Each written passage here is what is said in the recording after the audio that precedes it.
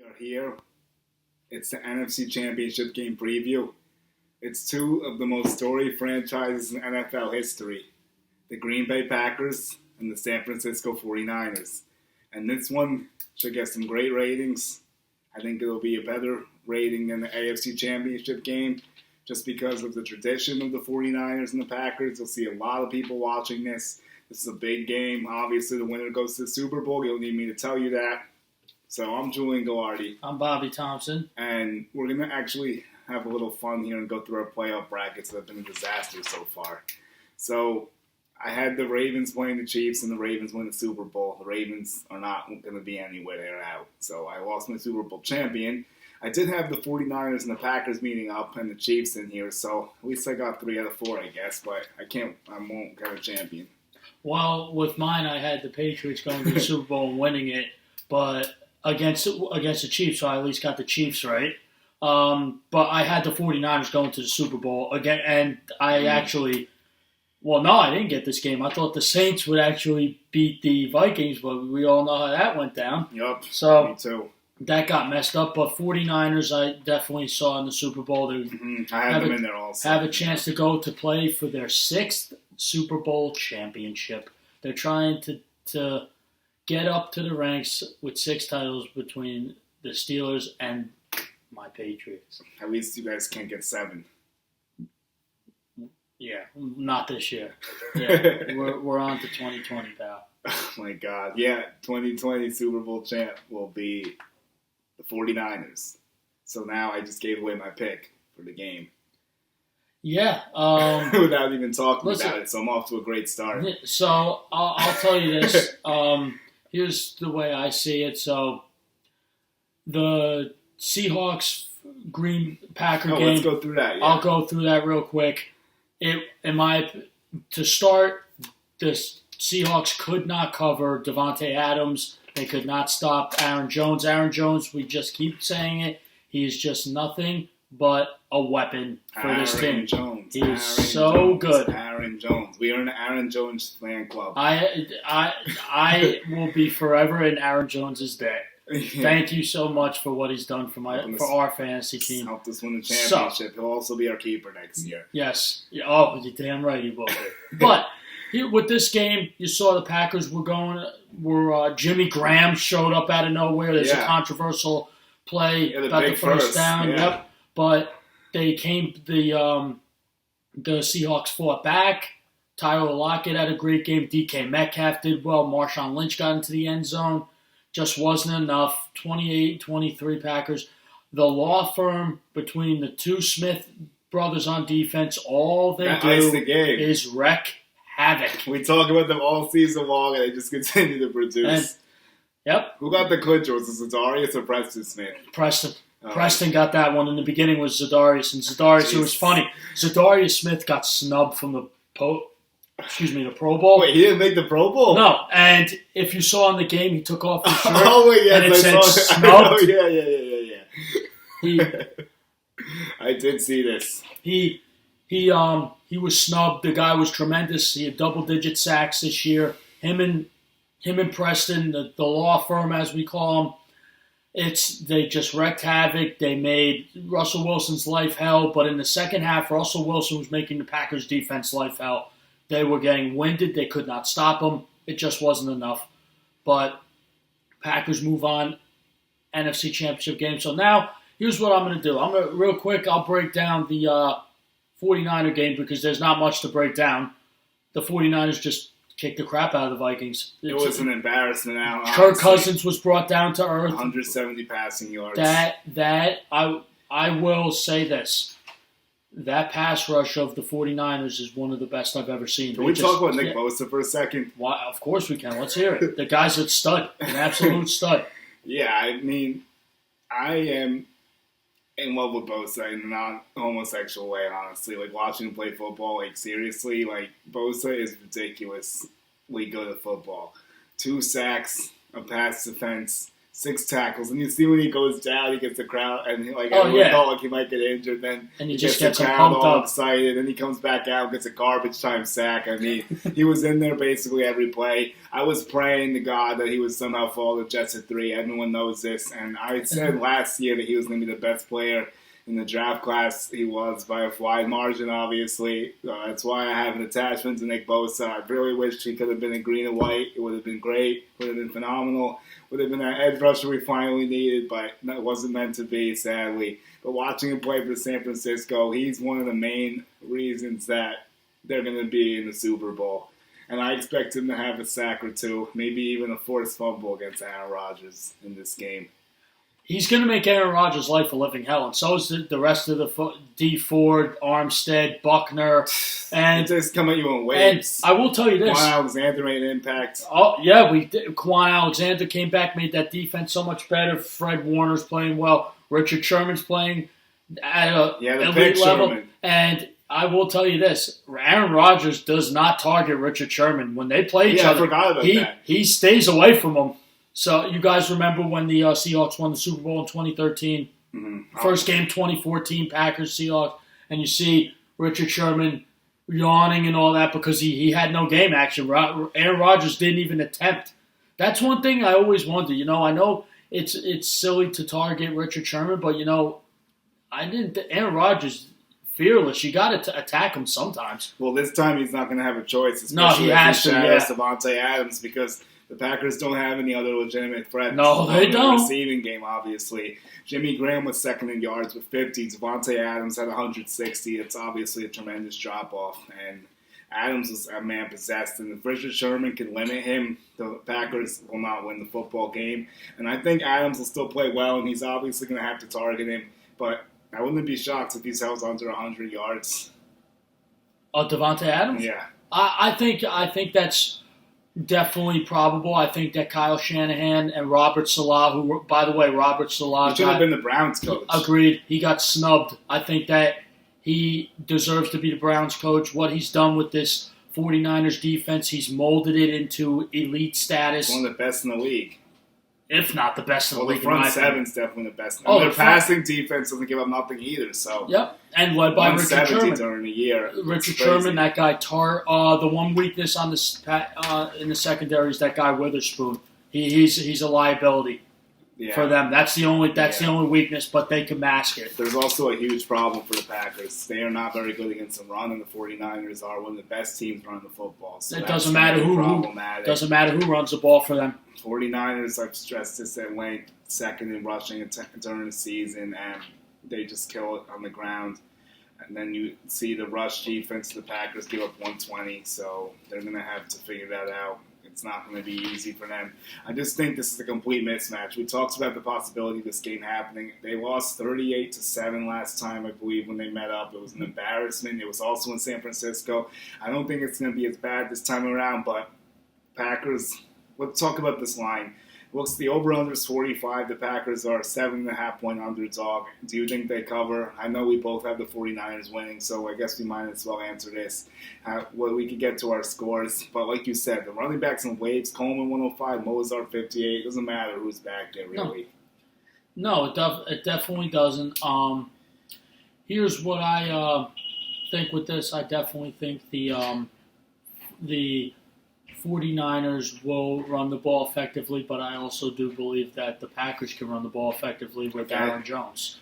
I don't know, though, because they only gave up 20 yards to Dalvin Cook. I know that, but here's the thing. But Aaron Jones, they'll get him involved in ways that they're going to get him when he's not getting the ball, running the ball. I think he'll make plays catching the ball because I think he's going to have to check down a lot against this secondary. He's going to have to go to his checkdowns and those deep shots might not be there as they normally are. Yeah, no, they're not going to be there, and if they are, they'll be very, very limited. He's going to have to hit those when they come, obviously. Absolutely.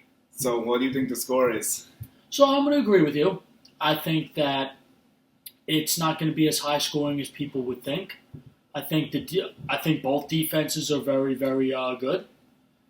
Obviously, the 49ers defense is a hell of a lot better than the Packers, but the Packers is underrated in my opinion.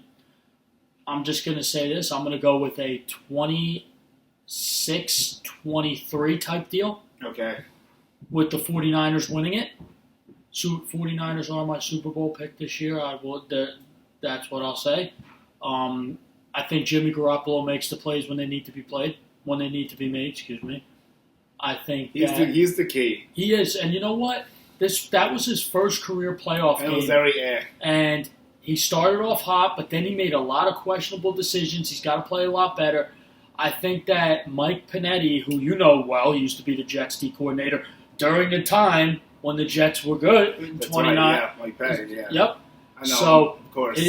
What's his game plan on defense usually? Get after the quarterback and just make their lives miserable. That's what he does. Yeah. So he's going to try to make Jimmy Garoppolo's life miserable, and I think Zadarius Smith and Preston Smith will get a sack each, in my opinion. That's reasonable. I do think that Jimmy Garoppolo doesn't play a mistake-free game. I think he throws the ball away once. I think he throws an interception to that guy Jair Alexander. Okay. Make a bad throw. I think that Emmanuel Sanders is the X factor in this game. I think when they take the running game is not go when Jimmy Garoppolo needs somebody to throw to. And I know here's another thing to monitor, by the way. George Kittle has an ankle injury, so monitor that. So if I still expect him to play his championship game. He's a tough guy. He's going to go out there and he's going to play. He'll be out there. But not at full strength. I think the X factor, in my opinion, is Emmanuel Sanders. He's made this team a lot better. I think Deebo Samuel is going to make some plays, but for the Packers, the X factor for me is Aaron Jones. I think, you got to get him involved as much as possible. So, with that being said, 26-23, 49ers, I think that Jimmy Garoppolo goes down. They get a touchdown with about 2 minutes and 35 seconds. He scores a touchdown, makes it 26-23, and you give the ball to Aaron Rodgers to try to go down and win it and maybe even tie it. But I think that the defense of the 49ers just clamps down and in Santa Clara, they're going to be Super Bowl bound for Miami. Wow, I mean, that's a good game you got going on over there. And I see some similarities, but I got some different stuff to say as well. Absolutely, let's hear it. The X factor for the Packers is Jimmy Graham, in my opinion, because we saw he show some signs of life for the first time in a while. I know we expect Aaron Jones to be good. That's why I'm not going to say he's an X factor, but he's very important to what the Packers do, obviously. Yeah. Davante Adams is Davante Adams, so he is the factor, basically. Yeah. And obviously Aaron Rodgers. So I'm going to give Graham a shot here, because if Adams is covered, he's going to have to throw the ball to someone, and the receivers are really not too good. And you have Lazard, and you have Allison, Scanlon. These guys are non-existent. You need police reports for these guys, like MIA reports. I don't know where they've been at. Other than Davante Adams, this receiving core is really weak. You might as well file a missing persons report for all of them. I haven't seen them in weeks. No. So, but besides that, then you look at the Packers' defense. The Smiths are going to be key, but the 49ers' line has been very solid, and I think they're going to continue that. I think the 49ers are going to get that ground game going again, because they always do. Jimmy Garoppolo is the X factor, though, and he's the only concern I have for the 49ers losing this football game, because he is the one. He needs to get this team.